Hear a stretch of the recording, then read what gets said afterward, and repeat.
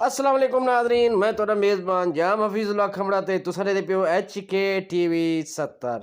ते दोस्तों अज असां को पता है कि वधे से राजनपुर तो वापस इंडस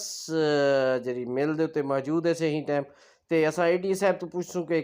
केरी जगह ते किथा आप हुण ही टाइम मौजूद है से ते मिल दा ना क्या है ये सारी तफसीलात सा को दसे सारे सोने बिरा सारे प्यारे बिरा AD फैसल द्रिशक साहब ते आओ हुण उन्हां नाल गाल मुहार करेंदे से। अस्सलाम वालेकुम वासलाम। सर, क्या हाल है? तबीयत ठीक है? अल्हम्दुलिल्लाह जाम साहब, तुसां सुनाओ ठीक हो, खैरियत है? अल्लाह दी रहमत होई। सर आप आज केड़ी जगह ते मौजूद है से? जाम साहब अज असां कलोह के तुआरे नाल जाम अहमद अली अवान, मोहम्मद सलीम गुपांग, शाहिद हुसैन द्रिशक साहब दे नाल आया से सारे मेज़बान हैं जेड़े शाहिद खान द्रिशक खान कोट मिठन तो ही वक्त असां मौजूद हूँ इंडस शुगर मिल ते जेड़ी के कोट बहादुर जरा पुराना ना जिहदा ढग्गो है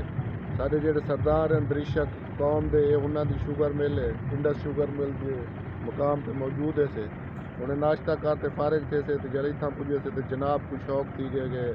मैं जरा थोड़ा छोटा जा विलाग बना गिना ही वास्ते तुसां साथों जो है वो असां तुहाडे बेहद मशहूर है से कि तुसां गाए बगाए साडे छोटे छोटे विलाग ही बने रहे वेंदो तो दोस्त को आगाही भी करेंदे रहे वेंदो। सर लोगों को सारे HK TV वास्ते क्या पैगाम देसो? जनाब जाम हफीजुल्ला CO HK TV 70 जेड़े हर जगह की मुख्तलिफ किस्म की अपडेट तफरी मकामात होवे या हूँ तो इलावा भी कोई ये जी चीज़ होवे जेड़ी कि अवाम दे नॉलेज कहनी होंगी जाम हफीजुल्ला साहब कोशिश करें रहे वन कि तुसां दोस्तों को आगाही देवन तो वो चीज़ तो दिखावें ही वास्ते तुसां मेहरबानी करे सो कि इन्हें जरा TV चैनल है HK 70 हूँ देखो भी सही थे उनको सब्सक्राइब भी करे सो तो नाले जरा घंटी के बटन को भी मरे सो।